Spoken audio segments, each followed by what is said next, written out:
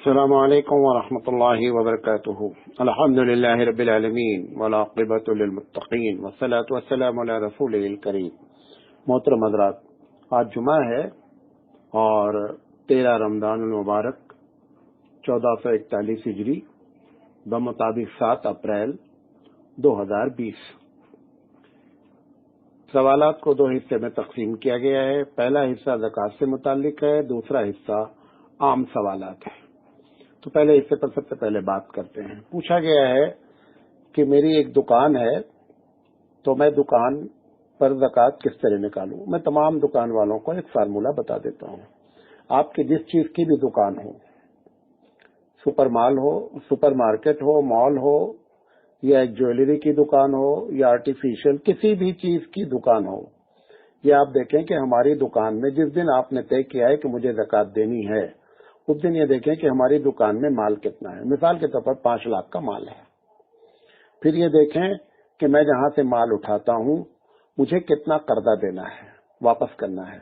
پتہ چلا کہ 2 لاکھ روپے کا آپ نے مال جو اٹھایا ہے ابھی اس کا پیسہ نہیں دیا ہے، تو 5 لاکھ کا آپ کا مال ہے، ابھی 2 لاکھ روپے آپ کو دینا ہے، تو گویا آپ کے پاس 3 ہی لاکھ کا مال ہے۔ پھر پتہ چلا کہ ہم سے ایک صاحب 1 لاکھ کا مال لے کر کے گئے ہیں جو واپس آئے گا، جو واپس نہیں آئے گا اس کو چھوڑ دیں، جو آئے گا واپس تو اس کو جوڑ لیں۔ تو گویا آپ کی شاپ کا ٹوٹل اسٹاک نکال لے 5 لاکھ، پھر 2 لاکھ روپے آپ کو دینا ہے، تو آپ کے پاس ہو گیا 3 لاکھ کا اسٹاک، 1 لاکھ آپ کو آنا ہے، گویا ہو گیا آپ کے پاس 4 لاکھ۔ 4 لاکھ کے اوپر آپ کو زکوٰۃ نکالنی ہے۔ ہر دکان کا یہی فارمولہ ہے، یعنی ٹوٹل اسٹاک، پھر جو آنا ہے پیسہ اس کو پلس کر لیا جائے، مائنس کر دیا جائے جو ہم کو دینا ہے، اور اکول ٹو زکوٰۃ، یہ فارمولہ ہے۔ اسی کے تحت زکوٰۃ نکلے گی، 2.5% زکوٰۃ نکلے گی 4 لاکھ کے اوپر جو مثال دیا۔ پوچھا گیا مولانا صاحب پلاٹ کے بارے میں ایک واضح بات بتا دیجئے۔ دیکھیں پلاٹ جب لوگ لیتے ہیں تو ایک وہ شخص جو پلاٹ لیتے وقت یہ طے کرتا ہے کہ یہ پلاٹ لیا جا رہا ہے تاکہ اس کو بیچا جائے، گویا کہ یہ تاجر ہے، ہر حال میں اس کے اوپر زکوٰۃ ہوگی اس ریٹ کے لحاظ سے جس دن وہ زکوٰۃ دے رہا ہے اس دن اس پلاٹ کی ویلو کیا ہے، نمبر 1۔ نمبر 2، دوسرا وہ آدمی جس نے لیا ہے اپنی ضرورت کے لیے، تجارت مقصد ہی نہیں ہے، اپنے گھر بنانے کے لیے لیا ہے، اپنے بچوں کے گھر بنانے کے لیے لیا ہے، یا 2 پلاٹ لیا ہے کہ ایک پلاٹ میں ہم بیچ لیں گے جب ضرورت پڑے گی اور اس سے اپنا گھر بنا لیں گے، یہ سب اس کی ضرورت ہے، لیتے وقت اس کی تجارت کی نیت نہیں ہے، لہذا اس کے پلاٹ پر زکوٰۃ نہیں ہوگی۔ نمبر 3، پلاٹ لیا ہے، پلاٹ لینے کے بعد نیت تھی کہ بیچنا، نیت یہ تھی کہ گھر بنانا ہے، اب اس کے بعد اس کی نیت ہو گئی کہ نہیں یہ علاقہ اچھا ہے اور اس کو نکال دیں گے، بیچ دیں گے۔ جس دن یہ نیت کرے گا بیچنے کی، اس کے بعد جو وقت آئے گا زکوٰۃ نکالنے کا، اب یہ گویا کہ مال تجارت بن چکا ہے، لہذا اس کے اوپر زکوٰۃ ہوگی۔ چوتھی شکل یہ ہے کہ لے لیا ہے، پیسہ پھنسا دیا ہے، یہ نیت ہے ریٹ اچھا آیا تو بیچ دیں گے، نہیں اچھا آیا تو گھر کے استعمال میں ہو جائے گا۔ ایسی شکل میں جس میں غریب کا فائدہ ہو وہ فیصلہ کر لے۔ یہ پلاٹ کے بارے میں بات مکمل ہو گئی ہے۔ ایک صاحب نے پوچھا ہے کہ جب 2 پلاٹ ہیں اور ایک بنانے کی نیت سے ہے، ایک بیچ کر اسی کو، تو آپ نے کہا زکوٰۃ نہیں ہے۔ اگر ہم نے ایک پلاٹ خریدا ہے اور اس کے لیے میں پیسہ رکھے ہوئے ہوں 10 لاکھ روپے کہ اس سے میں اپنے مکان بناؤں گا، دیکھیں جو کیش ہے وہ اس میں پلاٹ کی شکل میں نہیں مانا جائے گا، کیش پر ہر حال میں زکوٰۃ ہوگی، بھلے آپ نے اس پیسے کو رکھا ہے تاکہ میں گھر بناؤں، لہذا اس پر زکوٰۃ دینی پڑے گی۔ ہاں وہ اگر پلاٹ کی شکل میں ہوتا تو اس کو بیچ کر گھر بنائیں گے تو اس پر زکوٰۃ دینے کی ضرورت نہیں تھی، واللہ اعلم بالصواب۔ پوچھا گیا ہے کہ ایک صاحب کے پاس 2 لاکھ روپے تھے اور انہوں نے قرض دے دیا ہے، اب قرض دینے کے بعد ان کے پاس کچھ بھی نہیں ہے، تو اس 2 لاکھ پر زکوٰۃ کون نکالے گا اور کیسے نکالے گا؟ دیکھیں 2 لاکھ پہ تو زکوٰۃ نکالنی ہی نکالنی ہے، کس کو؟ جس نے قرض دیا ہے۔ جب قرض میں کوئی رقم دی جاتی ہے اور اس کو یقین ہے کہ یہ پیسہ واپس آنا ہے تو لہذا یہ میرا مال ہے اور میں نے قرضہ دیا ہے، میں ہی زکوٰۃ نکالوں گا۔ اب ان کا سوال یہ ہے محترم کا کہ जिसने दे दिया है 2 लाख, अब उसके पास पैसे ही नहीं है ज़कात निकालने के लिए, ठीक है वो नोट कर ले, जब उसके पास पैसा आवे तब ज़कात निकाल दे, लेकिन इसको ये इसका माल है, हर हाल में इसके ऊपर इसको ज़कात देनी है। हाँ, अगर ये मालूम हो जाए कि पैसा डूब जाएगा, डूब गया है और पैसा वापस नहीं आना है, तो फिर इसके ऊपर ज़कात देने की जरूरत नहीं है। और समझ लिया था डूब गया है और कुछ दिन के बाद आ गया, 2-4 साल के बाद जब आ जाएगा तो उसके ऊपर ज़कात निकाल देगा, सीधी सी बात है। पूछा गया जो जेवर बैंक में रखे हुए हैं गिरवी, उसके ऊपर ज़कात का क्या हुक्म है। देखें, जितना जेवर रखा हुआ है उसकी वैल्यू मालूम होनी चाहिए। मिसाल के तौर पर 10 लाख का जेवर है और 3 लाख रुपए आपने लोन लिया हुआ है, तो गोया 7 लाख का जेवर आपके पास मौजूद है, 7 लाख के ऊपर आप ज़कात निकालेंगे। और अगर 3 ही लाख का जेवर है और 3 ही लाख लोन लिया हुआ है, तो आप खुद भी ज़कात नहीं निकालेंगे उस जेवर के ऊपर। पूछा गया है कि ज़कात अगर ज्यादा निकाल दें तो क्या हुक्म है। देखें, जो हिसाब से है उतनी ही ज़कात मानी जाएगी, बकिया सदका होगा उसको फर्ज, क्योंकि ज़कात फर्ज है और फर्ज का सवाब नफिल के मुकाबले में अंदाजा नहीं किया जा सकता है। जैसे मिसाल के तौर पर फजर की 2 रकात है, अब आपका मूड अच्छा है, चलो आज 4 रकात पढ़ लिया जाए तो 2 रकात का और ज्यादा सवाब मिल जाएगा, ऐसा नहीं हो सकता है। आप किसी भी वक्त में 2 रकात नमाज पढ़ ले, नफिल नमाज हो जाएगी, लेकिन फर्ज का सवाब नहीं मिल सकता है। पूछा गया है कि अगर सैयद को ज़कात देना चाहें तो क्या शक्ल है। सैयद को ज़कात नहीं दे सकते हैं। अगर अपने आप को वो सैयद कहता है, एक तो है सैयद लिखा जा रहा है, जब उससे पूछा जाता है तो कहता है भैया मालूम नहीं हम सैयद हैं, हमारे पास तो कोई शजरा वजरा है नहीं, फिर ऐसे शख्स को ज़कात दी जा सकती है। लेकिन एक आदमी सीना ठोक के कहता भाई मैं तो सैयद हूँ, लिहाजा ऐसे शख्स को ज़कात नहीं दी जा सकती। अब ऐसे लोग अगर परेशान हैं और वो कहें कि मेरी मदद करो, तो फिर कैसे मदद की जाए। क्या आपके पास सिर्फ ज़कात ही 2.5% तो ज़कात दी जाती है, 97.5 रुपया तो हम अपनी जेब में रखते हैं ना। अगर मालूम हो जाए कि सैयद है तो हमारी जिम्मेदारी नहीं बनती है कि हम अल्लाह के रसूल के खानदान के किसी शख्स को अपने घर की तरह मदद करें, लिहाजा हमारी जिम्मेदारी होती है कि हम उसको 97.5 में से उसकी मदद करें। लेकिन अगर वो सैयद अपने आप को मानता है तो उसको ज़कात नहीं दी जा सकती।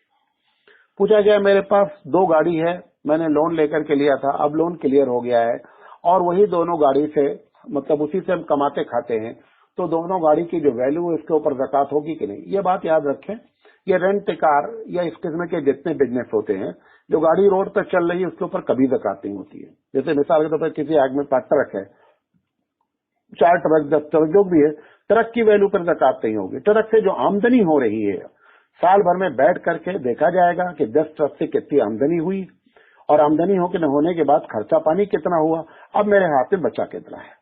अब जो बचा हुआ है, अगर वो इतना बचा हुआ है कि जिसमें 52.5 तोला चांदी या 7.5 तोला सोना खरीदा जा सकता है और बकिया उस आदमी के पास कुछ भी नहीं है, तो फिर ऐसी शक्ल में उस बची हुई रकम पर अगर वो साहिब निसाब बनेगा तो उसके ऊपर ज़कात देगा, वरना वो गाड़ी जो रोड पे चल रही है उसकी वैल्यू पर ज़कात नहीं होती है।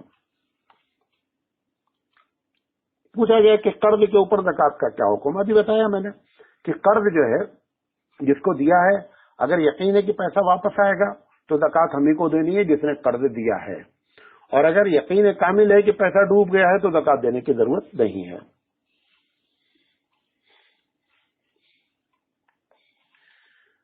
पूछा गया हमारी फैक्ट्री है, प्लास्टिक के हम सामान बनाते हैं, तो फैक्ट्री के ऊपर ज़कात कैसे निकालें। कोई भी फैक्ट्री हो, फैक्ट्री में जितनी मशीन लगी हुई है उसके ऊपर कोई ज़कात नहीं हो, चाहे करोड़ों की मशीन हो। फैक्ट्री वाला जो भी सामान बनाता है, ये देख ले कि जिस दिन वो ज़कात निकाल रहा है उस दिन उसके पास माल बना हुआ कितना है, यानी उसके पास स्टॉक पता चला 10 लाख रुपए का माल बना रखा हुआ है, तो इसके पास 10 लाख रुपए हैं। नंबर 1, उस माल को बनाने के लिए रॉ मटेरियल कच्चा माल लेकर के आया है जो 2 लाख का रखा है, तो गोया इसके पास 12 लाख रुपए रखे हुए हैं। पता चला कि कुछ लोग सामान लेकर के गए हैं, भी पैसा नहीं दिए, 2 लाख रुपए वो आना है, तो 14 लाख रुपए इसके पास हो गए। और पता चला कि इसको 4 लाख रुपए वहां देना है जहां से रॉ मटेरियल उठाया है, तो 14 में से 4 निकल गए तो भी 10 लाख बचे, तो 10 लाख के ऊपर ज़कात भी देगा। तो गोया सबसे पहले ये देखे कि माल कितना बना रखा है, नंबर 1। नंबर 2 ये देखे कि रॉ मटेरियल कितना रखा है, उसको जोड़े, उसकी वैल्यू जोड़ ले। जैसे मैंने बताया 10 लाख का माल बना है, 2 लाख मटेरियल रखा हुआ है, 12 लाख हो गए। 2 लाख का लोग माल लेकर के गए हैं, 14 लाख रुपए हो गए। 4 लाख रुपए इसको पे करना है, घटा लीजिए, 10 लाख बचे, 10 लाख के ऊपर इसको ज़कात देनी है।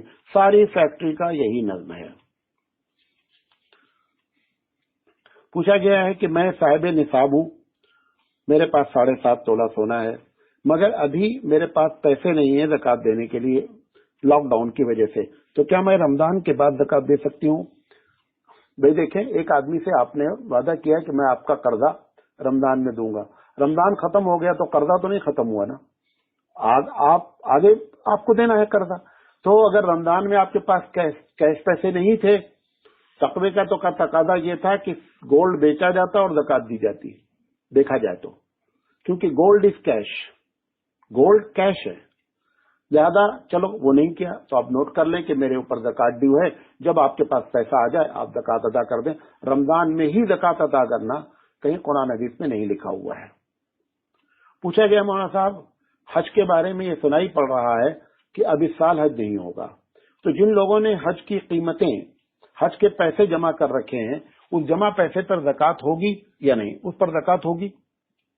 वो पैसे आप वापस लेना चाहें वापस ले लीजिए, लेकिन अगले साल तक क्या जरूरी है कि आप हज के लिए जिंदा रहें?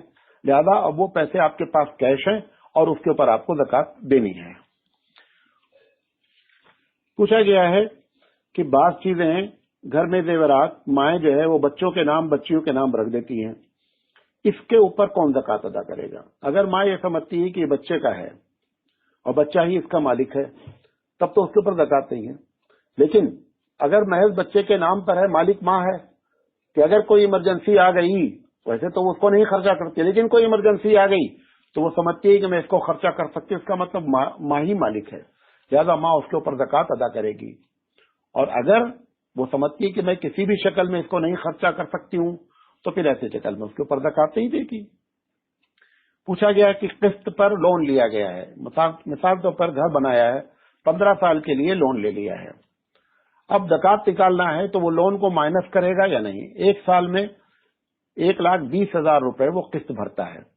इसमें देखिए 2 राय है। एक राय ये है आपके पास 10 लाख रुपए मौजूद हैं और 1,20,000 रुपए आपको किस्त देनी है एक साल की, तो एक साल की 1,20,000 रुपए माइनस कर दीजिए और 8,80,000 पे ज़कात निकाल दीजिए, एक राय। दूसरी राय ये है कि किस्त में जो लोन लिया गया है वो माइनस ही नहीं किया जाएगा, बल्कि टोटल पे आपको ज़कात देनी होगी। ये दोनों राय हैं, लेकिन इसमें जो महीने यानी साल भर की जो किस्त है वो माइनस करके वो बात ज्यादा माकूल है। इसका आखिरी सवाल पूछा गया है कि मौलाना साहब ये चांदी और सोने में अब बहुत बड़ा रेट का फर्क हो गया है, फिर भी लोग इसी बात पर फतवा दे रहे हैं कि साहब अगर किसी के पास मिसाल तौर पर 52.5 तोला चांदी का मतलब ये है आज के रेट से 41 रुपए अगर लगाए जाएंगे तकरीबन 26,000 रुपए ज्यादा होते हैं। अगर किसी के पास 26,000 रुपए कैश है तो वो साहिब निसाब है, अब उसको ज़कात देनी है। लोग कहते हैं कि अगर चांदी को निसाब माना जाएगा तो गरीबों का फायदा है। बहरहाल फतवा तो इसी पर है, मैं इस पर कोई बात नहीं करना चाहता हूं, लेकिन मैं ये समझता हूं कि ये मसला इज्तिहादी होना चाहिए, इस पर इज्तिहाद बैठ के करना चाहिए कि सोने को मेयार बनाया जाए। आप देखें 5 ऊंट की कीमत, 5 ऊंट जब हो तो कोई ज़कात देगा, 40 बकरी हो तो ज़कात देगा, गालबन 25 गाय या भैंस हो तो ज़कात देगा। ये इन सब की आप वैल्यू निकालें। आज भी अगर 5 ऊंट खरीदना चाहें तो एक ऊंट अच्छा ऊंट जो है वो 40 से 50 हजार का होता है, तो 2.5 लाख रुपए हो गए। 40 बकरी आप खरीदना चाहें, 40 बकरी, अगर 40 बकरी की कीमत आप 8,000 रुपए लगा लें तो 8 चौक 32, 3,20,000 रुपए हो गए। इसी तरह अगर 25 भैंस की कीमत लगा लें, गाय की कीमत लगा लें, तो भी सब तकरीबन समझ जाइए कि वो 7-7.5 तोले सोने के बराबर हैं, सिवाय चांदी के। चांदी 7.5-52 तोला जो है वो बहुत कम हो गई है सोने के मुकाबले में। लिहाजा फतवा तो मैं नहीं दे रहा हूं क्योंकि मैं उस मुकाम पे नहीं हूं कि मैं फतवा दूं, लेकिन मैं ये जरूर कहना चाहता हूं कि ये जो चांदी को मेयार बनाया जा रहा है ये सही नहीं मालूम होता है। और इस पर अल्लामा सैयद सुलेमान नदवी रहमतुल्लाह अलैह ने, मुझे याद आता है कि इस पर उन्होंने बहस की है कि दुनिया में हमेशा सोना ही मेयार ठहरता है, करेंसी हमेशा जो नोट कागज लेकर हम फिरते हैं اس کے بدلے میں جو دیا جاتا ہے وہ سونا ہی دیا جاتا ہے، سونا ہی جو ہے اس کا وعدہ بھی کیا جاتا ہے. لہذا اس پر علماء کو بیٹھ کر کے غور و فکر کرنا چاہیے. اور بہرحال یہ ایک موضوع ہے کہ جس پر سیمینار ہو اور بیٹھ کیوں. اب لوگ کہتے ہیں کہ اگر چاندی کو مانا جائے گا تو غریبوں کا فائدہ ہے. ٹھیک ہے، غریبوں کا فائدہ ہے. دوسری طرف آپ یہ بھی دیکھیے کہ بہت جلدی صاحب نصاب ہو گیا. ایک آدمی غریب آدمی 52.5 تولہ چاندی رکھے ہے یا 26,000 روپے رکھے ہوئے تو صاحب نصاب ہو گیا. اب وہ غریب کی مدد نہیں کی جا سکتی ہے تو غریب کا نقصان بھی تو ہو رہا ہے. اگر غریب کا فائدہ ہو رہا ہے تو غریب کا نقصان بھی ہو رہا ہے. لہذا اس بات کو مد نظر رکھتے ہوئے یہ وہ موضوع ہے کہ جس پر بیٹھ کر گفتگو ہونی چاہیے. یہ اس کا پارٹ 1 ختم ہوا. انشاءاللہ پارٹ 2 شروع کرتے ہیں.